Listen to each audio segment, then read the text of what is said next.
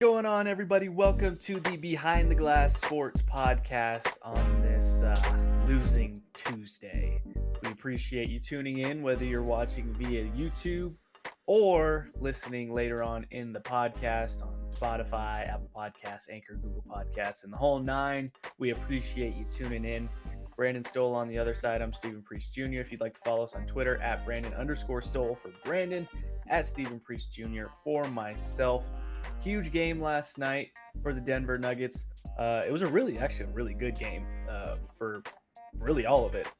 Nuggets definitely had chances to win, but they fall short thanks to a Kyle Kuzma buzzer beater. 124-121, the final there. Allowing the Nuggets to just miss out on overtime, which I'm sure Michael Malone really enjoyed because those poor bench guys were going to have to play two straight quarters. Well, at least almost half of another quarter if they were to go to overtime. But looking at the stats, I mean, MPJ in 24 minutes, 15 points, 4 rebounds. He looked really good, 6 for 6 last night, 3 of 3 from the three-point line. You had Nikola with 12. Jamal Murray again looks good, 14 points. Paul Millsap, 13 points. Really, everybody played well. There wasn't really anyone on the team that struggled, even though there was guys in the minus. And then you had to have LeBron, AD, and Kuzma go for 20 plus to skate through with that win. 29 for LeBron, 25 for Kyle Kuzma and the game winner, and 27 for Anthony Davis. This one's, I mean, it sucks to lose, but when you look at it in the grand scheme of things, I guess for the Nuggets, a team that came into the bubble with only 9 guys to start, obviously they've missed most of their starters throughout this whole time. Last night, no Jeremy Grant, even though he's not starting. Big player for that Nuggets team. I believe he's had at least 18 points in all bubble games and shooting like over 50% from the field. So he's been phenomenal. But no Jeremy Grant, obviously no Will Barton, no Gary Harris last night. So you're missing a few starters and a key bench guy right there. The Nuggets really just kind of playing, let's rest our guys, especially after the double overtime game, right? Against Yep. Utah the other night, where Nikola played, I believe, 40 plus minutes. Jamal Murray played 39, completely blew through his 23-minute Yeah. restriction right there. So Malone had to kind of make up for that. Other than that, I mean, a lot to be impressed with. Last night, great performances all around. I just want people to prepare themselves, though, because the Nuggets shot 58% from the field and 56 from 3. This immediately means that next game against the Clippers, they will not be able to hit anything. I'm just telling you right now, history shows it this season. When they have a hot shooting performance, the next night they go ice cold. So just prepare for that. Hopefully they prove me wrong, but that's just been like the story of this season. What were your thoughts on last night's game? Yeah, I mean, I guess I'm a little surprised. Well, first off, I'm really surprised that LeBron and AD both played 38 minutes. Um and I know you've been more on the side of being concerned about the Lakers as far as they haven't looked good. And I think you've picked the Clippers, right? To the Yes. finals. Well, I when we picked, I chose the Lakers, but I wanted to redo that and choose the Clippers because I'm not confident in the Lakers. And last night furthers my lack of confidence. Yeah, I mean, I think that's the first time I've been watching them, and I've really been chalking up as they're not really trying, and there's a different level that even Anthony Davis and Kyle Kuzma, and there's a different level that they can hit, and same with last night. I mean, they're not like AD only took 15 shots in 38 minutes. Um, he only had 6 rebounds. So I don't think that they are playing at the highest level they can, but at the same time, there's a reason why they played 38 minutes and they tried to win the game. There's other issues going on with that team, whether it's confidence issues, whether it's just chemistry. There's something going on. Can they fix it by the second round? Yeah, of course. Will LeBron hit a different level? Will he hit playoff level? Maybe not playoff level that we saw 5 years ago, but will he hit a certain level that can get them to the finals? Yeah, he probably could. So, I'm not gonna pick the Clippers, but I'm also not just saying, oh, the Lakers will just figure it out, because they have a little bit more to figure out than just, oh, they should just try a little bit harder. Because, I mean, they tried to win last night, and they could barely beat the Nuggets' third string guys, not just their backups. The only two backups they had out there was Monte and Plumlee. The other three guys won't play in the playoffs once they get healthy, including PJ Dozier, who's been awesome. He probably won't play a lot, Who was if the at leading all. scorer for the Nuggets yesterday? Right. So yeah, he won't play in the playoffs. Bol, depending on matchups, won't play in the playoffs. Kate Bates Diop for sure won't play in the playoffs. So as long as they're healthy. So that it took AD and LeBron playing 38 minutes and all the way down to the final second, and Kyle Kuzma to hit a three, by the way, which was a great play, and I don't know why they ran that play in a game where it didn't matter to them.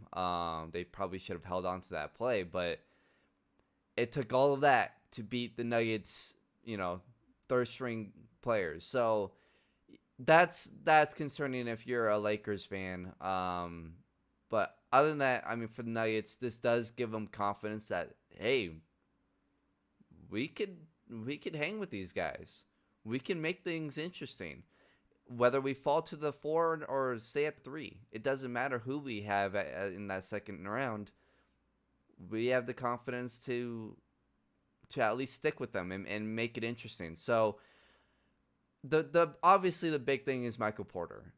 He changes this team, and again, I mean we've said it a million times, but he changes this team to the point where they can now compete to possibly get to the conference finals or even to the finals. Now, again, it's going to take a lot, right? And it's going to take everything to click, because he's 22. You got to remember, he is young. He's not going to be consistent. He's not going to necessarily take games over.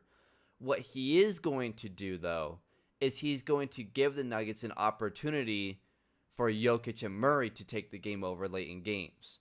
And the thing that we saw in the double overtime game, and then the game before that, I believe, that went to overtime, where it was just Jokic and Porter, and they ended up winning that game. Jokic took over in overtime. Here's the thing. In that game, the one overtime game, Porter got them to overtime. He was able to keep that team just afloat enough to where Jokic could get them to overtime, to get that bucket to get to overtime and force it. And that was against Portland, right? And then he took over in overtime. So, but if it wasn't for Porter, that was a blowout. And that was a blowout win for Portland. In the double overtime game, who was that against? I can't even remember now. Or no, that was against Portland, the double overtime game. Who was just a one overtime game against? San Antonio? Well, so San Antonio, I believe, went to... Here, I'll go back and look. No, the double overtime was against Utah. Oh, okay, that's right. And then the one overtime game was against San Antonio, I San believe. Antonio. Okay.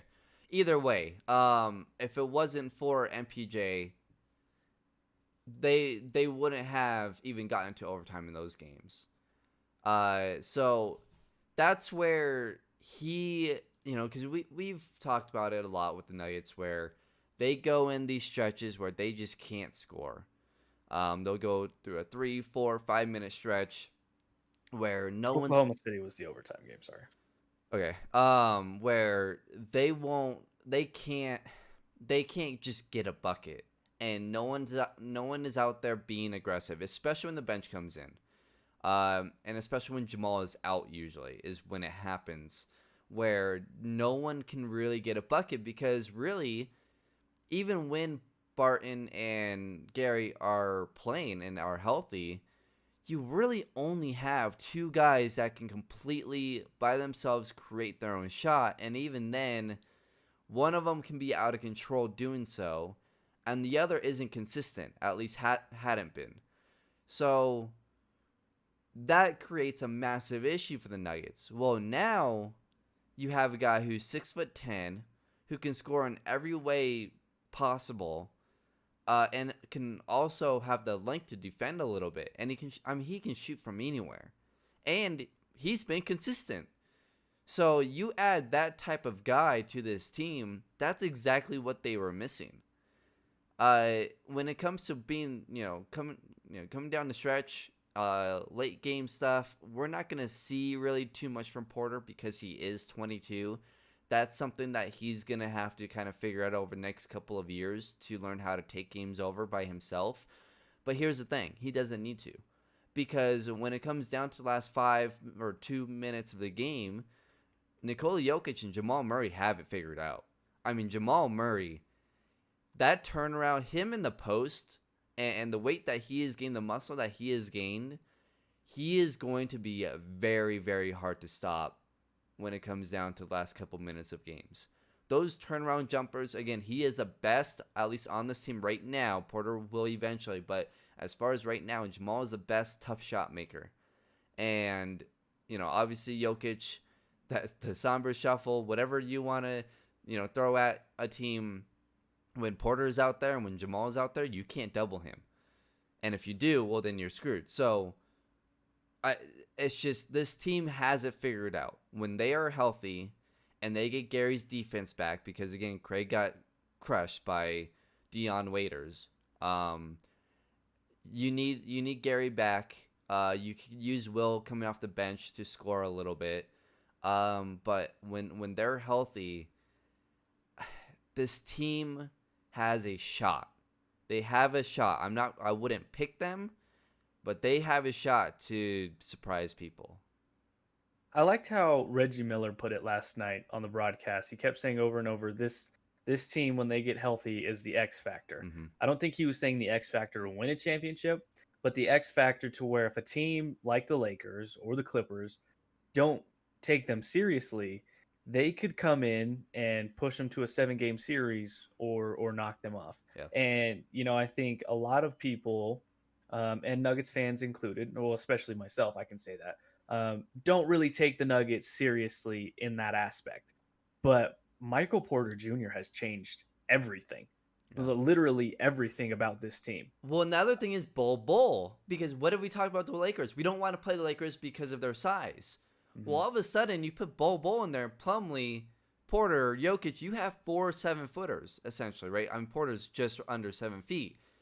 So all of a sudden, it's like, well, wait a minute. Would we rather have the 4 or 5 seed? Do we match up better against the Lakers than we do against the Clippers? It's possible, because you have to think, too, and I think part of the reason why the Nuggets were able to have so much success last night, specifically Jamal Murray, is they're down Avery Bradley, mm-hmm. and they're down Rajon Rondo, who will likely return, but after the first round. That was huge for Jamal, and Jamal played well in that first game. But I'm to the point where I need to owe Jamal an apology. If I'm giving him one more game, if he can do that one more game, especially against the Clippers, because he has looked, phenomenal. It just, like you said, the turnaround jumpers in the post. I think he's the best tough shot maker on this team. Jokic can make tough shots too, whether it's, his touch in the lane over guys or just finding angles to throw up a layup, or obviously the Sombor shuffle. Michael Porter Jr. Can we just take for a minute and just praise him?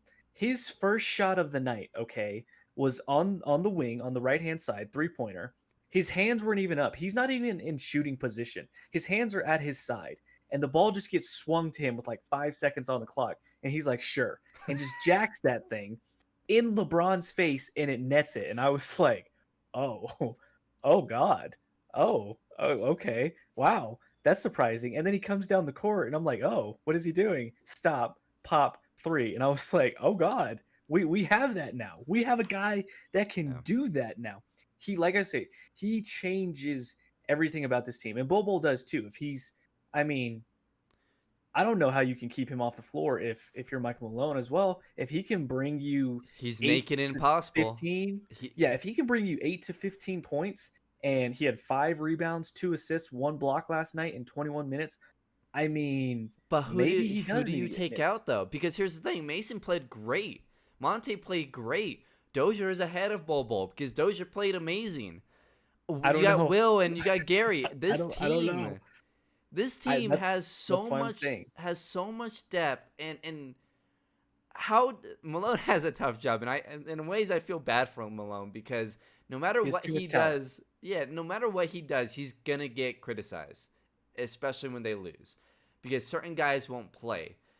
But when you come down to the playoffs and Nuggets fans and Denver media who don't necessarily follow the Nuggets, which is 90% of the Denver media, they gotta remember that when the playoffs come around, you go to 8-9 man rotations. For the Nuggets, they're gonna have to do 9. You can't go down to 8 because there's too many guys.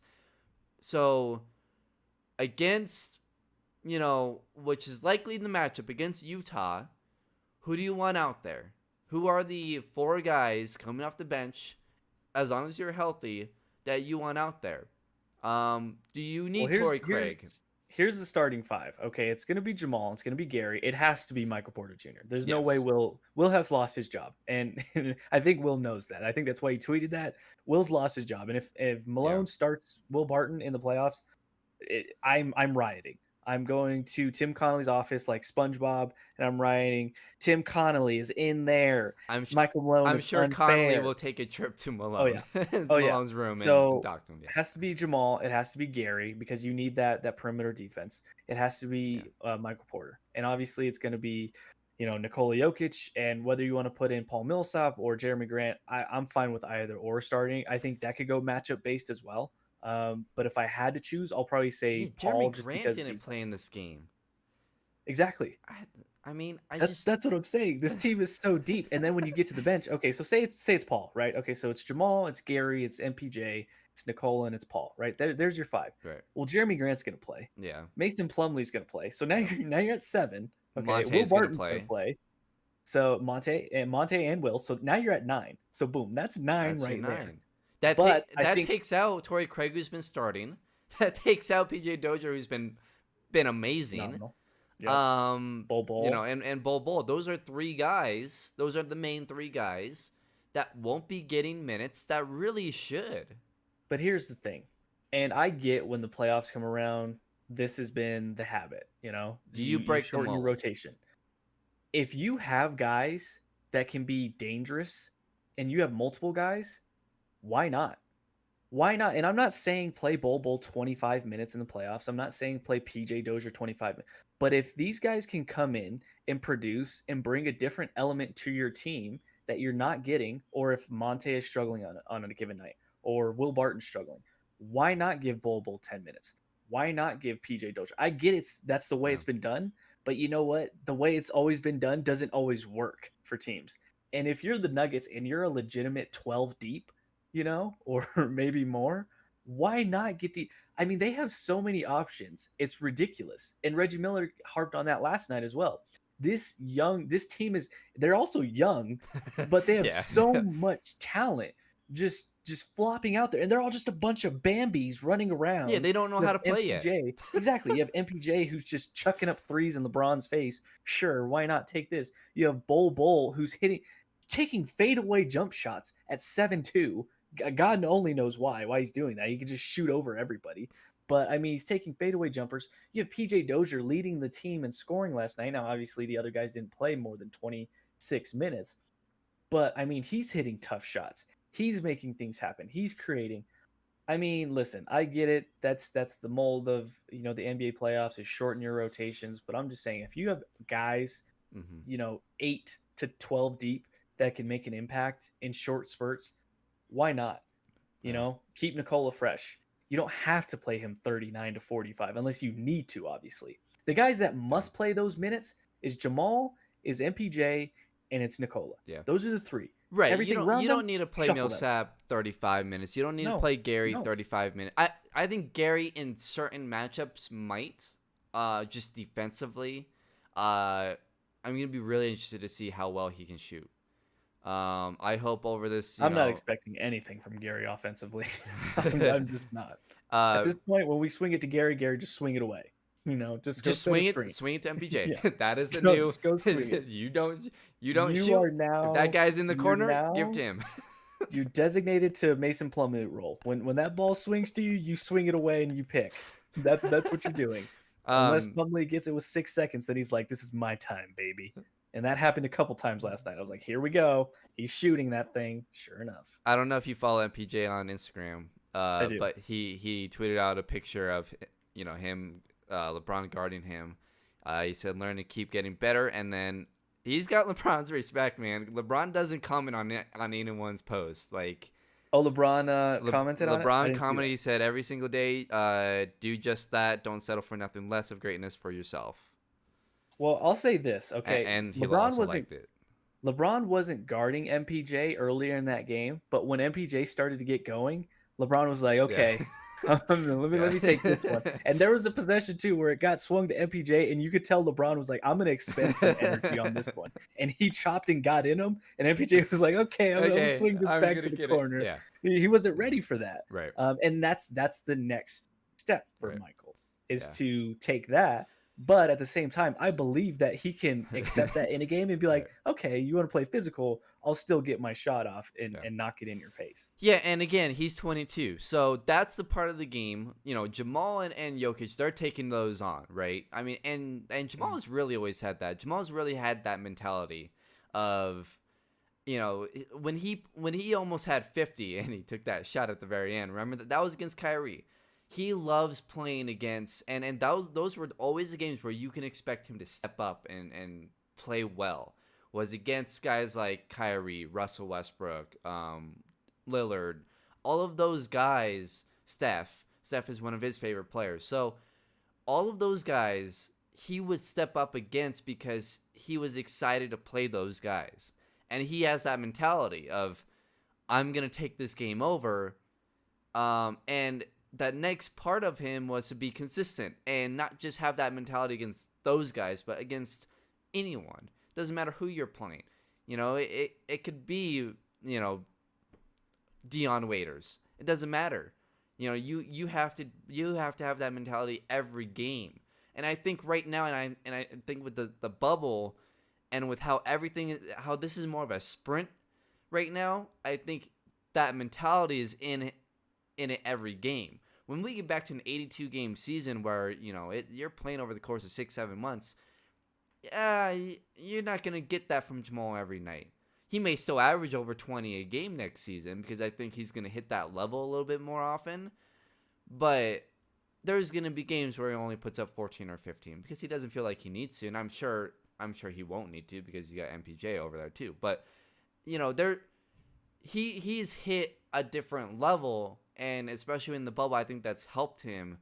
So when you have Jamal and you have Jokic, who the guy is clutch. I mean, he just has it, but it's not necessarily that mentality. It's the opposite where he doesn't have any mentality, and so he just plays the game, and that works.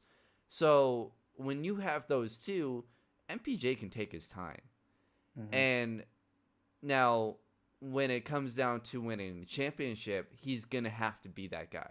He needs to be maybe not number one coming down the stretch in the final 2 minutes, because you do have those two guys. But he needs to at least know maybe in the fourth quarter, because it tends, I don't know, if you look at his box scores, his splits, in the fourth quarter, he doesn't really step up. I think he's only had one game where he really did step up. And so that's something where, his big quarter has usually been the third. It's usually been right off the bat, getting 10 points within like 4 minutes. It's ridiculous. And then in the third quarter. That's really been his moments, which is fine. And I think that's what Denver kind of needs because they tend to start off games really slow. And then they come out of the half really slow. For whatever reason, that's what they do. And so that's perfect. MPJ kind of fills those roles. But as we get farther into this thing in this season, in this playoffs, He does need to learn, okay, in the fourth quarter, I have the ability. So I need to go out there and score. I need it, when this team needs a bucket, he can't just rely on Jamal and Jokic. He needs to learn how to kind of play with them because he really figured it out with Jokic. But when Jamal came in, it was almost like, oh, okay, now He takes a back seat. right. He takes a back seat. So, and although like it's fine if he takes a back seat to those two guys because they're Jokic and Jamal, he has so much talent where, what have we always talked about with big threes? That there is always a third wheel with one of those guys, right? Who's gonna take the third wheel with these three? Is it Porter? Can the Nuggets afford it to be Porter? You know what I think? And I think we're starting to already see it kind of develop. I think it's going to be Jokic. And not Yeah. because he I don't want to say that he wants to be the third wheel, but I think He wants to be naturally the facilitator. his playing style Yeah. lends to that. Yeah. And I think he's fine being that guy. Which And isn't let me tell such a you, bad thing because right. I think, you know what? If Porter and Murray end up working out Mhm. and they are consistent and they're the two guys getting 25 a game, Jokic is going to average triple-double. Well, look at Jokic's averages right now. Yeah. Right now for this season, he's averaging 20, 10, and 7. That's third guy numbers, honestly, Right. on a superstar team. Now, him being or on a big three type of team. Now, with him being the face of the franchise right now, obviously you'd want that up to more about 25, 27. Yeah. We know he can do that. That's He not what did he's in the averaging, but we playoffs. know Yeah. he can do that. Last year. So I do think, and I just want to say, this is the Jamal that the Nuggets paid for. Yeah. This is what, when they gave him that deal, this is what they had in mind. This is what everyone And- has seen in him in the past. He's shown flashes. right. Now we're getting to every game, and it's just the muscle that he put on was really, really important because now he got bullied last year in the playoffs, especially against Portland. So him putting on all that muscle, I mean, and his shot, man, it just looks good. Like right. over the 4 I mean, the months muscle break, is good. I mean, I just think he's playing with so much confidence Yeah. right now. Yeah. And I think that's going to lead to, I mean, the talent's always been there. Right. This Jamal, I don't know if he can ever be a top 15 player. Maybe he could be on like the edge of that, 14, 15, 13. But poor this is an man's all-star Lillard. level Jamal. And this is what the Nuggets paid for. And if Yeah. he can be this guy, then eventually MPJ can be the guy, Mhm. and Jokic can slide to the accessory to those two guys.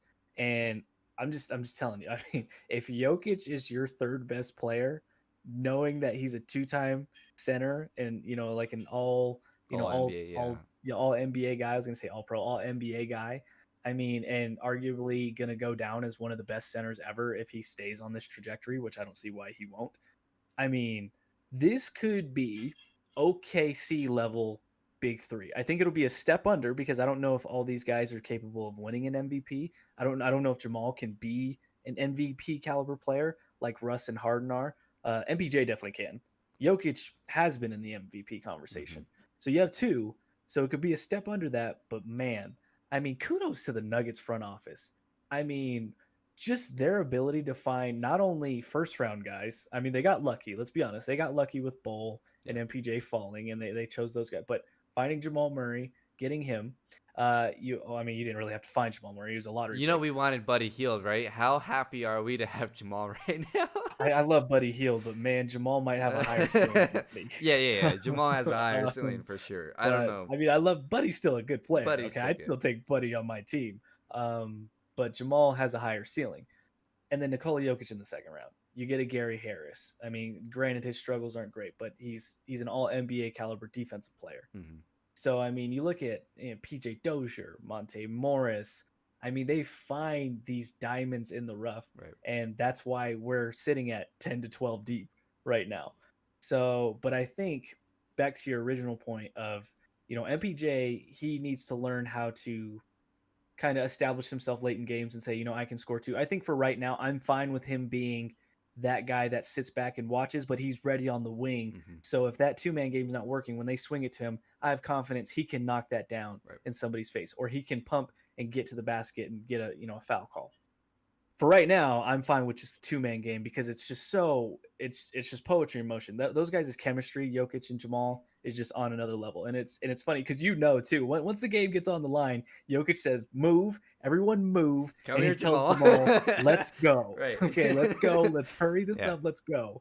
Yeah. And Jamal is so perfect at reading the situation. Sometimes I think he could pass it back to Jokic a little bit quicker because guys always converge on Jamal and they just leave Jokic. Hmm. And I'm like, man, he's wide open, but Jamal just makes something happen.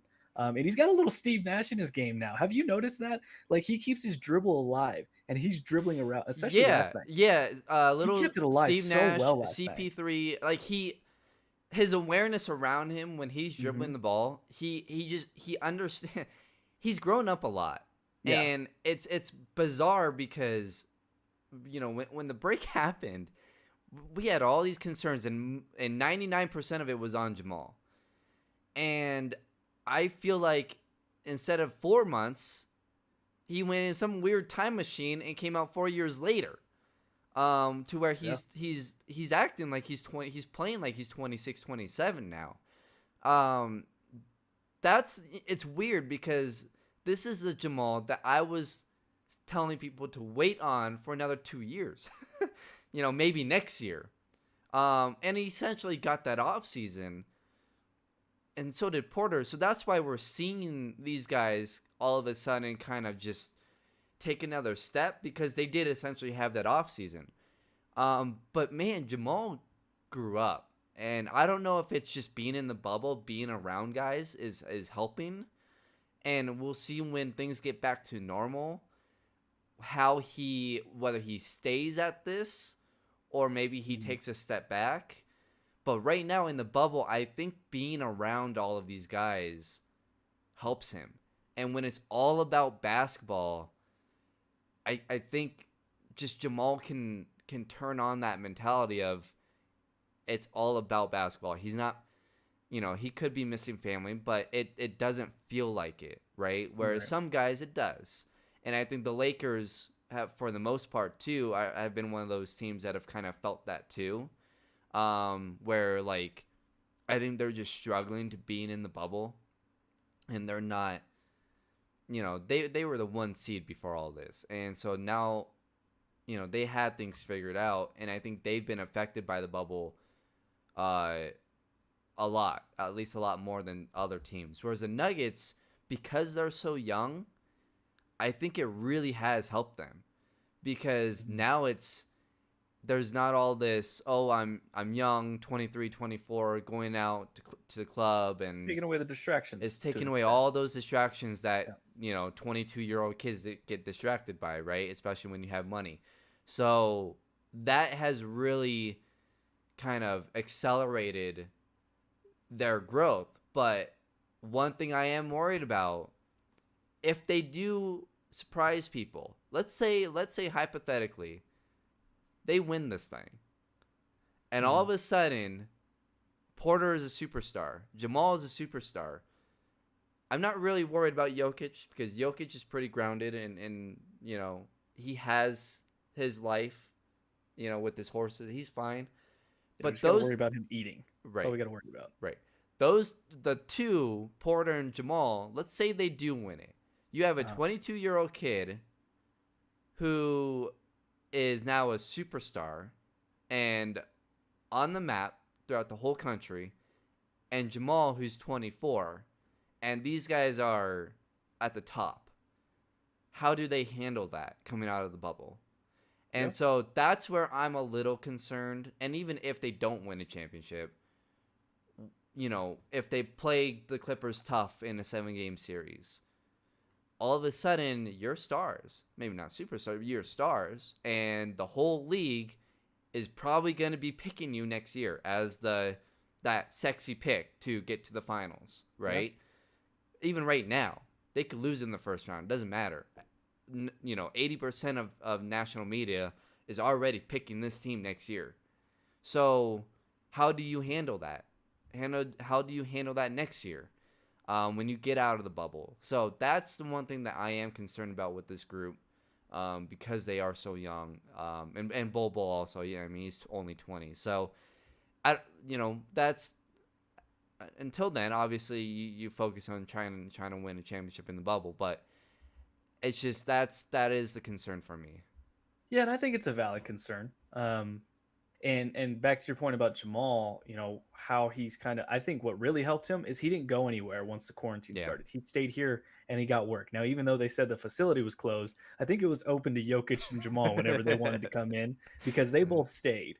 Allegedly, until Jokic went to Yeah, Serbia and then yeah. and got lost in the twilight zone, and nobody could figure out where he was, whether he was in Serbia or here or in Orlando or flying to Chicago. Nobody knew except for the Nuggets, but they didn't want to tell anybody. But I think that helped. As far as being concerned, I think Michael Malone really said it best, and that's why I think even though there's times where we get frustrated with him because he doesn't want to play the young guys or whatever the case is, I do think that he's the perfect coach for this team. Yeah. He's so just real with them. Like even You when see they play LeBron's well, comments? yeah, he loves Michael Yeah, Malone. he loves Mike Malone. He's one of his favorite people in the NBA. But I think he's the perfect coach for this team, at least right now.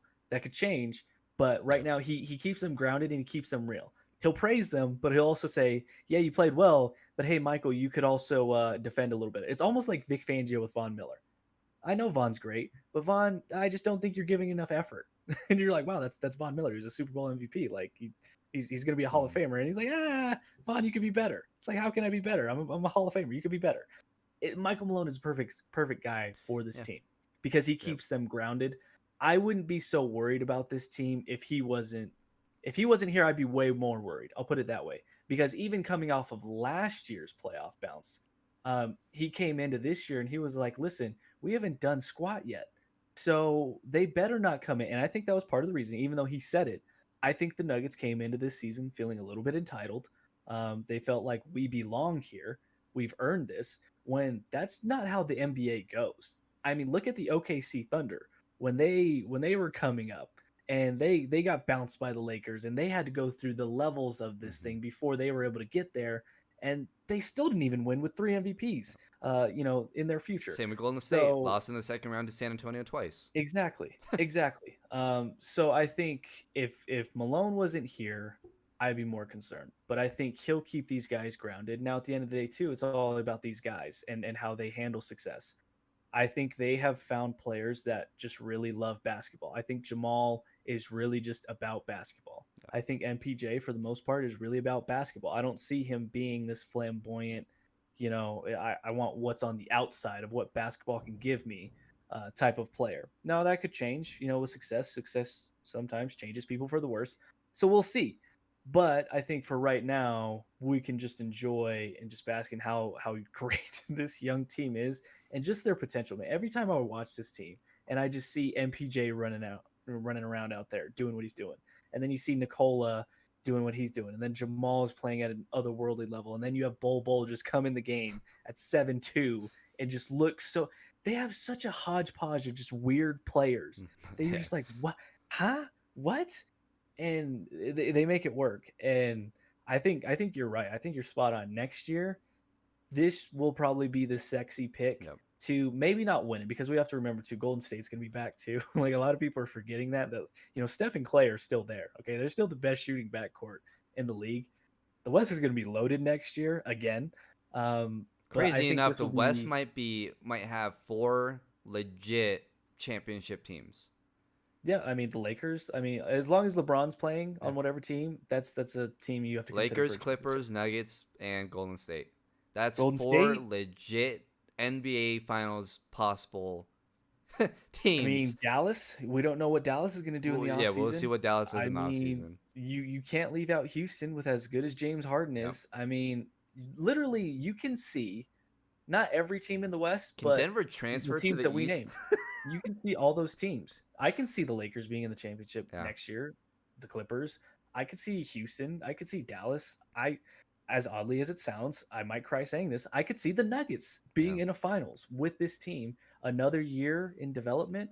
And I think next year is the year we have to point to, and MPJ is going to be maybe not the guy, but he might be 2A to whoever's the second best. It might still be Jamal, but just think of, you could see that. For me, I look at it as Porter is where Jamal was 2 years ago. So next year, I expect what Jamal did last year for Porter to at least do Yeah. that. And then what Jamal is doing now and what he will do next year is the next level for Porter. Now, can Porter's growth be a lot faster than Jamal's? Definitely. He has a talent. I think Jamal, I think as a guard, I think it takes a little bit longer. MPJ, he could accelerate it this year and be that guy all of a sudden when the playoffs start. He could get a series under his belt and all of a sudden just go crazy. So, we don't know, but he has that type of talent. But yeah, this, and it's like even like Reggie and it was Kevin Harlan, right? That was calling the game.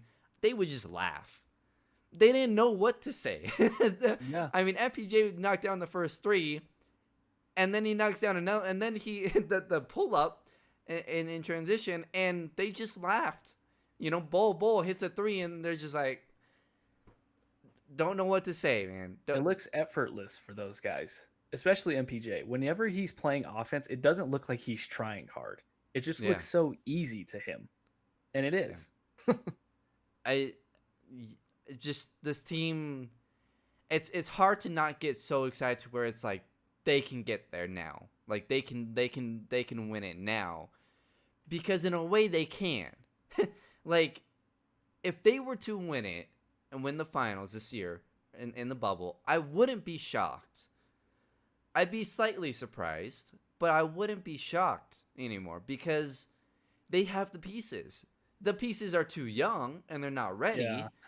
I'd be shocked because you have to think too the teams that they'll have to go through. Okay, it's gonna have to be a Clippers or a Lakers. But don't you think this is the best time to go through those teams? Because right now the Lakers aren't healthy and they only have their two guys. Well, for the Nuggets, yes. In the offseason, the Lakers could add a third guy. Yeah. The Clippers could add someone. The Clippers could add someone. Maybe they'll lose Lou Williams and Harrell, but they can add another star. So, is this right now the best opportunity that the Nuggets will have, at least for the next 2 years? Because I think so. Those 100%. two teams will probably get better. And then after the 2 years, Luka's going to be ready. Mm-hmm. So if he's not ready right now. Right. And over the next few years, you also have Golden State, who are ready. And who added Andrew Wiggins, who I really like as a third piece or even a fourth piece for them. And shoot, they could go ahead and add a star if they want another one. So, because they have Wiggins' contract that they can use to get, say, a Bradley Beal. So, that's going to be interesting to see what Golden State does. So, it's just, can the Nuggets win it? This is the Nuggets' best chance. Oh, at least when you're talking about the next two years. Mm-hmm. When you get past those 2 years, LeBron will be 37, 38. The Clippers, Kawhi, they'll be in their 32 range, 30, 32 range. Golden State and Steph and Clay will be around 34, I think, because right now they're 32, maybe. I might be wrong there. So they're going to be kind of at the tail end to where that's when you'll be able to kind of sneak in there and start to take the West over. But then you're going to have to worry about Luka. So, and depending on what Dallas does with Luka, Porzingis, can they add a third guy really to match up against the Nuggets? Because the Nuggets will have 4. They're going to need at least 3. So again, right now, if in 10 years, the Nuggets could easily be, a 3-4 time NBA champion team, or they could be 0. I could easily see them not being able to win a single one because they just got unlucky with who they had to play. They had to go through LeBron. They had to go through Kawhi. They had to go through Steph and Clay. They had to go through Luka all of a sudden. And when you don't have the best player in the world and you have to play against that guy, and you could have one of the greatest teams ever, and you could still lose to that guy. All it takes is one guy. We saw it with Golden State and LeBron. So it's just, if they don't win it now, even though they are young, I don't know if they will ever be able to get there after this season. Because right now, the Lakers aren't looking good. The Clippers even aren't looking that good. They can still hit another level, but with the talent that the Nuggets have, they have a shot. Yeah, I agree that this is their best chance, and mainly because I think for a young team that doesn't have to go on the road and play in a Yeah. Staples Center against, dealing with that crowd, dealing with the pressure of being in your home crowd and you're down 3-0 or 2-0, just dealing with that extra stuff. I think for them here, like we said, it's all about basketball. Mhm. And, a lot of guys, we were talking about this yesterday at work, that a lot, we're hearing that in the bubble, things are getting tense around the bubble because all these guys are now around each other a lot every day. Yep. Not just their teammates, but other opponents every day. And, guys aren't talking in the elevator as much, and, walks up the stairs are a little bit more quiet than they were to start things out. So I think I agree with you that this is the best time. I don't think that they'll have a harder time, though, after this getting to that point. I think we should only expect. Now, obviously, potential is a dangerous word in sports. It's got a lot of people fired. It's got a lot of hopes dashed. But I think with this team, you'd be hard-pressed to find another team right now if all these guys just reach even 80% of their ceiling. And that's MPJ, Bull, and Jamal. I mean, we know what Jokic is. I think Jokic is just about to his peak. I think we're seeing just about what he will be throughout the remainder of his career. But if they can even get there, I mean, point to another team in the NBA where you're like, okay, they have a better window or better chance of establishing a window than the Nuggets. I mean, other than Dallas with Kristaps and Luka, but even now, I don't even know if I'd say that they have a better chance in the future of winning a championship. I mean, Boston, Gordon Hayward, he's already late 20s. Is Jaylen Brown better? Is his ceiling better than Jamal Murray, MPJ? I don't know. Jason Tatum's maybe, but that's only one. The 76ers, no. Phoenix is interesting. Phoenix is really interesting. Sure, but that's only two. That's only two. No one has three, let alone four. Right. That's just stupid. This is dumb. and now we're taking that leap of assuming that, right. But that's what we're doing. That's the exercise. But here's the thing: you're seeing flashes. So when you see the flashes, you have to assume that these guys can hit that potential. Mm-hmm. If we weren't seeing the flashes, and you just see you see Bobo's size, and he can shoot in practice and all these things. He should be able to block shots. He's 7'2" with like an 8-foot wingspan. He should be able to block shots. Mm-hmm. So, that's different. Seeing, like having that idea of that player and he can handle the ball and maybe pass a little bit. But, then all of a sudden seeing it not just in scrimmages against third string guys, but seeing it against LeBron and AD, that's more than just a flash. That's, he sees somebody. Like, he's not just he's different. He's different. And we were comparing MPJ to Kevin Durant, and he gets a lot of those comparisons. When he got drafted, Chauncey Billups actually, compared him to Kevin Durant. Jamal has been compared to, various point guards, but Bol, and I didn't really think of it until last night when they were playing against each other.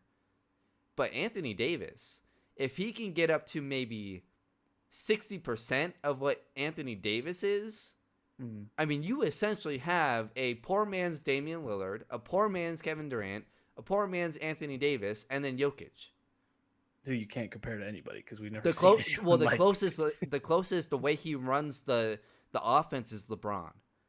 That's the closest. But he's not close to LeBron. But just speaking of like IQ and passing ability, right, not athleticism. Right. So and skill. But that's, you know, that's essentially what you have. You have poor man's versions of all those guys. Now, whether they can get to those levels of those guys is to be seen. You know, we have. I mean, it's ridiculous how much time we have with these guys, but there's a lot of time to kind of figure that out. But that's what Bol Bol can be. He can be Anthony Davis. Well, I don't think you need these guys to, at least the guys that aren't proven, okay, excluding Jokic, because we know what Jokic is. Mhm. You don't need them to be superstars. No. And for me, I've always quantified it as this. Well, I a think you need superstar. one. Well, I think you have that right now, at least. Well, not. I don't know if Jokic is a superstar. I'll take that back. I differentiate it like this. I think a superstar. There's only a few superstars. I think it's LeBron. I think it's Kevin Durant.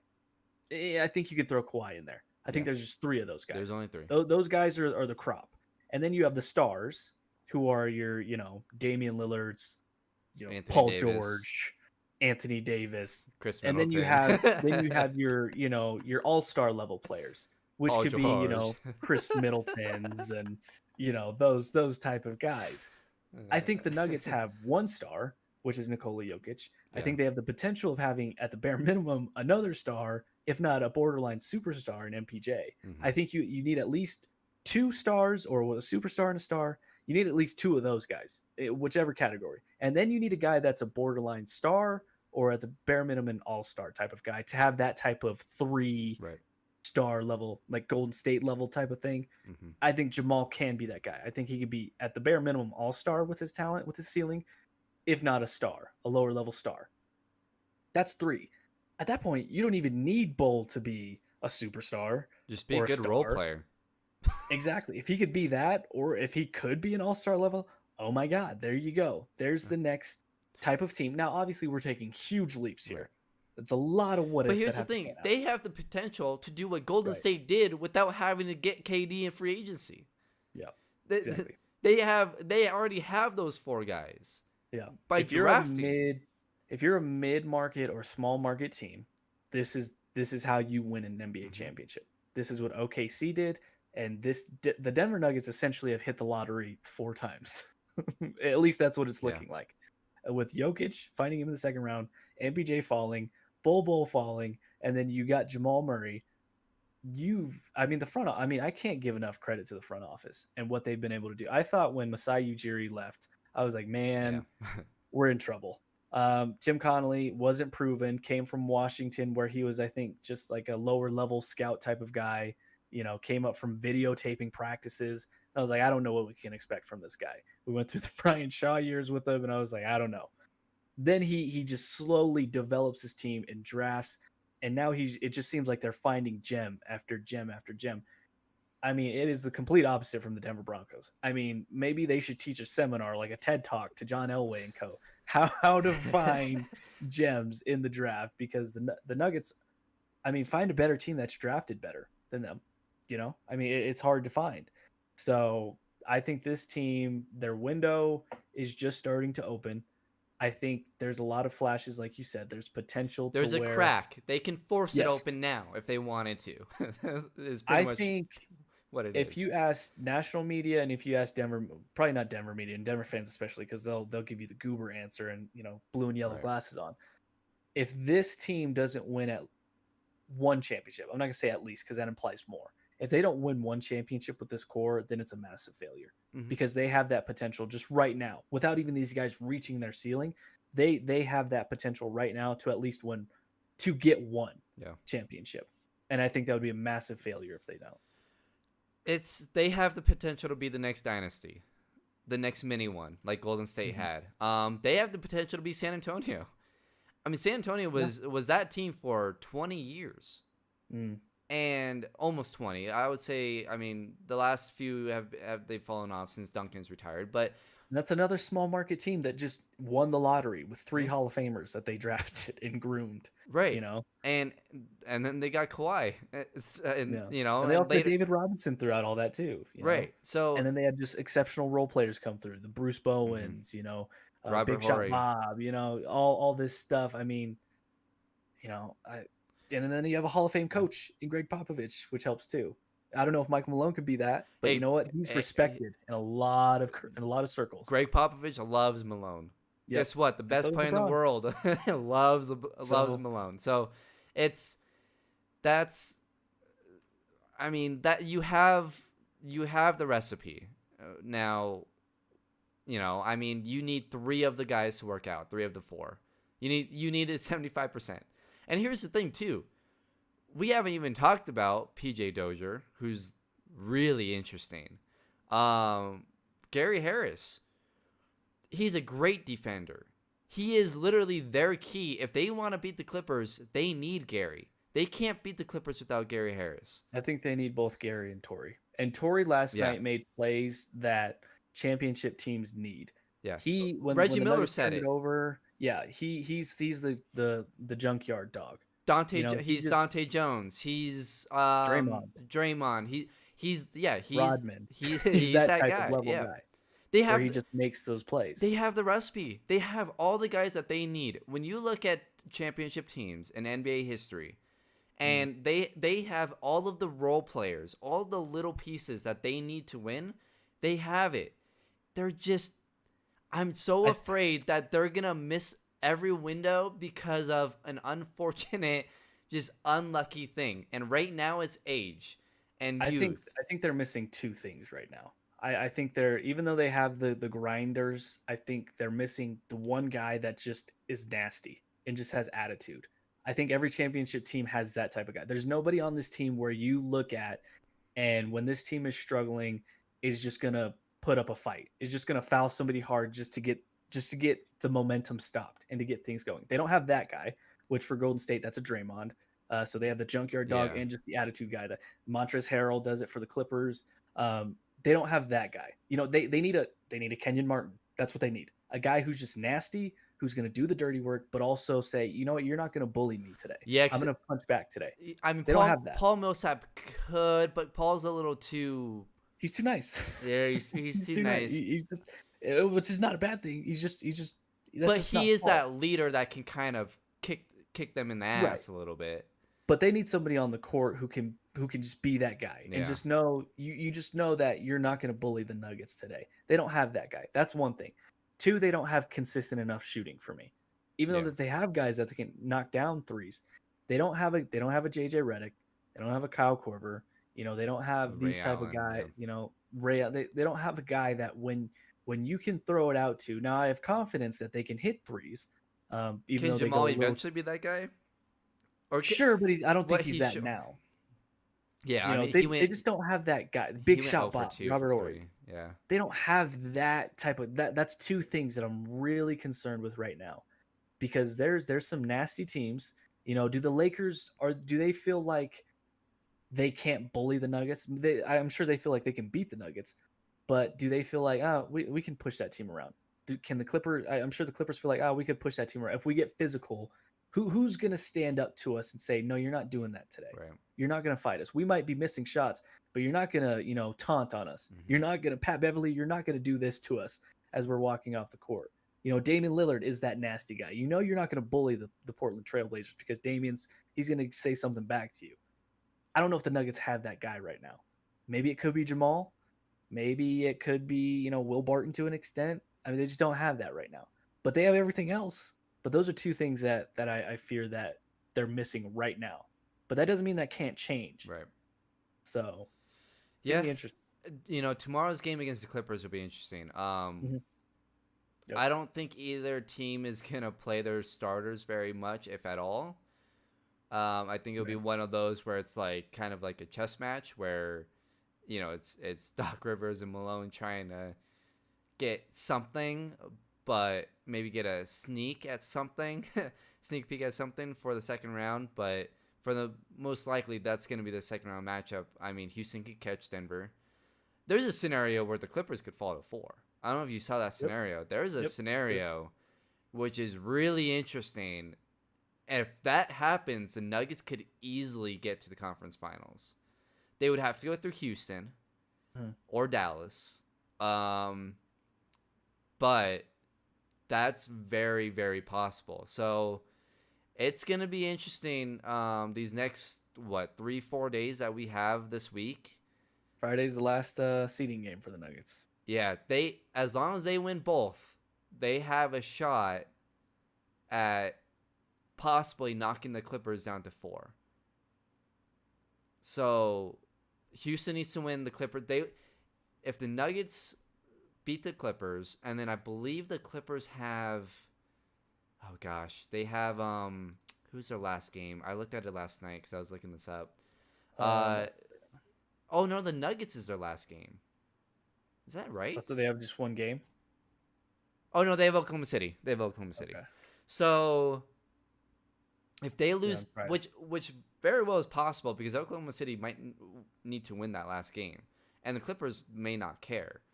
So if Denver wins tomorrow, and Oklahoma City beats the Clippers could fall to 4. Houston would have to win out, and I believe Houston has 3 games left. Houston has, let's see here. Houston has San Antonio, Indiana, and Philly. Those are all 3 winnable games. I don't think the Clippers want to drop to 4 because then that means they would have to see the Lakers in the second round. So I think the Clippers, at least to a certain extent, want to keep that 2 because if they want to face the, and I don't think they're scared of the Lakers, to be honest with you, but I think if they had their choice, they'd rather wait to see them to the Western Conference Finals. Right, but they've screwed around a little too much. I mean, Houston, I don't think they'll rest against the Nuggets. I think Toronto will because Toronto really has nothing to play for at this point. Well, I think here's the thing: the Clippers could rest against the Nuggets, and if they absolutely need to, they could beat Oklahoma City. I think that's what they do because they don't play Oklahoma City till Friday. So by Friday, you will know if Houston has a chance. So by Friday, you'll know, at least for the Clippers, okay, we have top 3 locked up. We're good. So I don't think they really care who wins between them and the Nuggets tomorrow.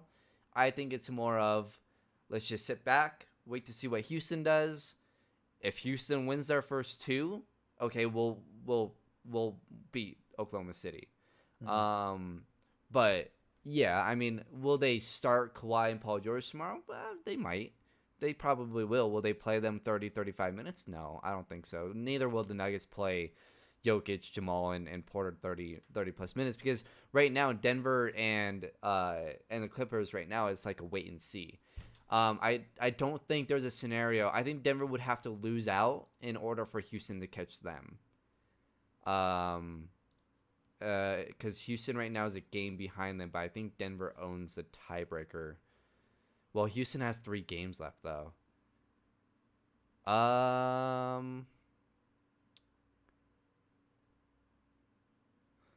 I think Denver might have to actually win out. I know that if they wanted that 2 seed, they had to win every game. Obviously, that didn't happen with last. They control their own destiny. So if they win out, they get the 2 seed because they play the Clippers. Okay. The one thing is Houston with 3 games compared to Denver's 2, and they're only a game back behind Denver. So I don't really know how the math works on that. So whoever has the highest win percentage at the end of it, I guess. Right, but I don't know how that would. I don't know how many games Denver needs to win. Denver might need both in order to lock up top 3. If Houston wins just 2, and Denver only wins 1. Let's see. Houston would be 46-26.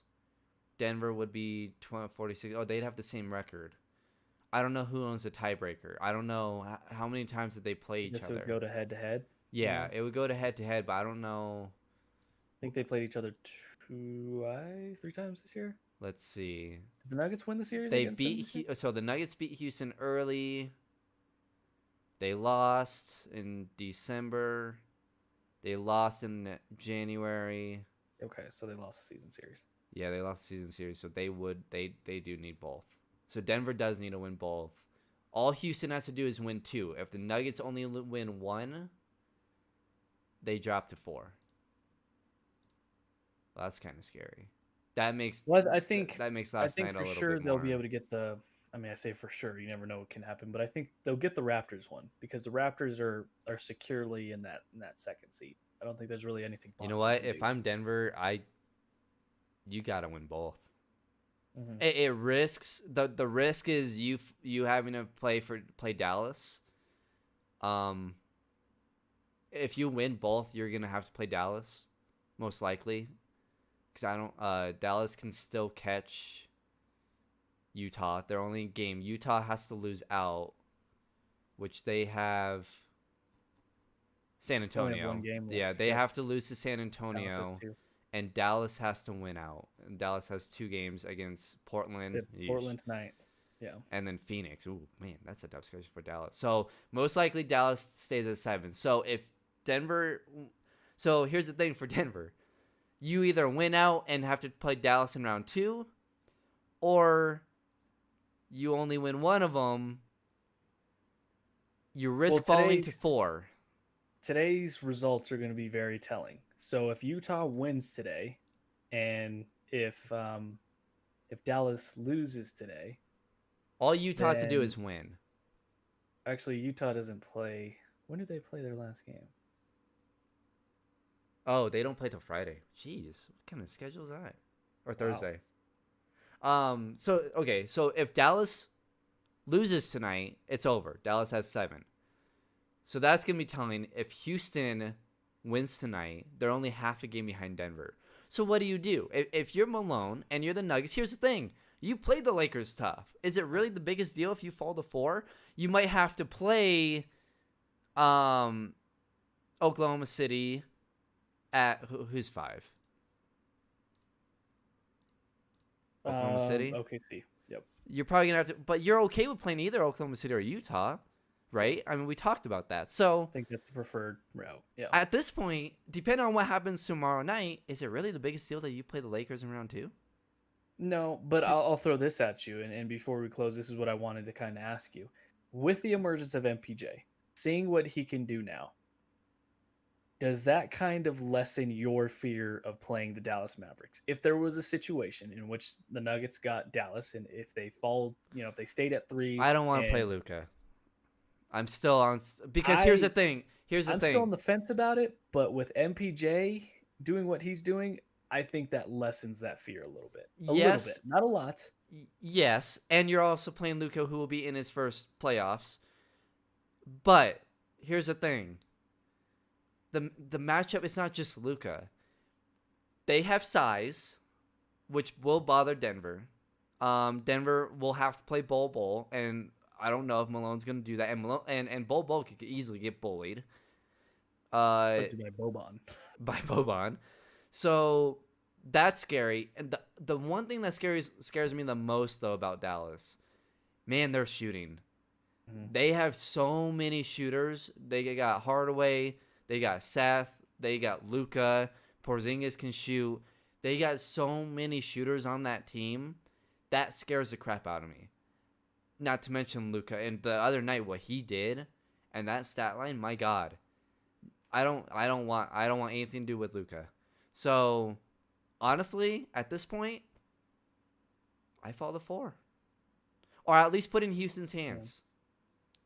Say, go 1-1 because you're probably gonna beat Toronto. Even if you beat the Clippers, say both teams rest their starters, and the Denver Nuggets just by default because they have a deeper team beat the Clippers, then you might want to rest against Toronto, and then same thing, whatever. Put it in the hands of Houston. Houston, if you want the 3 seed, win 2 of your last 3. I think that's what you do. If I'm Denver, I'm not as afraid of the Lakers anymore as I was the Clippers. You know what I mean? Like I was more afraid of playing the Lakers than the Clippers because of their size and LeBron. But all of a sudden, now that you got MPJ, Jeremy Grant didn't play last night. You got Bol to kind of Bol affected the Lakers a lot. I don't know. I like that matchup better than the Clippers now. Because the Clippers have the wing guards. They have Paul George and Kawhi. They can bother MPJ. The Lakers don't really have anyone that can do that other than LeBron. But then you're telling LeBron to shut down MPJ. Well, what is LeBron going to do offensively all of a sudden if he has to put all that energy towards MPJ? Well, now you got Jamal also who can go off. Jokic who could possibly. I mean, AD could. It's just a bad matchup for the Nuggets in terms of AD. because the Nuggets have no answer for Anthony Davis, and we saw that last night. Possibly, but Jeremy Grant didn't play. Jeremy Grant could be interesting against AD. Same with Paul Millsap. Paul Millsap didn't play much, but Paul Millsap got a little bullied last night. Plumlee did play really well. I think Plumlee's a good matchup for Denver against the Lakers. Honestly, I fall to 4. If I'm Denver, I fall to 4. And we'll see tomorrow night how they match up against the Clippers. But I fall to 4. I think you have a better shot at beating the Lakers than the Clippers at this point because of Paul George and Kawhi. They can stop 2 of your big 3, whereas the Lakers can really only stop 1. I'd agree with that. It's a lesser of 2 evils. I'd agree with that. I think both LA teams would still be favored. And if you're talking about no matter what, you get either Oklahoma City or Utah, I'm okay. You avoid Dallas, you avoid the Clippers, you avoid Houston, you avoid 3 of the 4. Whereas the other way around, you can only avoid 1, or maybe 2. So, I go the other way. I take the 4 seed, which sounds crazy. It sounds crazy to want LeBron, but if you're gonna lose in the second round, I'd rather lose against LeBron anyways. We'll see. We're gonna figure out a lot here in the next 24 to 48 hours. So, I mean, it's crazy, man. But yeah, I fall to 4. I don't want to see. I'd rather see the Lakers than the Clippers. I think they match up better because now all of a sudden you have size. Yeah, it's weird. It's gonna be fun to watch, just as much as this Nuggets team right now is fun to watch. And we can't wait for the playoffs. It's just right around the corner. Literally, Friday is the last game for the Nuggets. We'll have a lot figured out by then. That's going to do it for us today, though. We thank you guys for tuning in, whether you watched via YouTube or you're listening on the podcast. Thanks so much for even clicking play on either of those platforms. For Brandon Stoll on the other side, I'm Stephen Priest Jr. This has been the Behind the Glass Sports Podcast. We'll see you guys next time.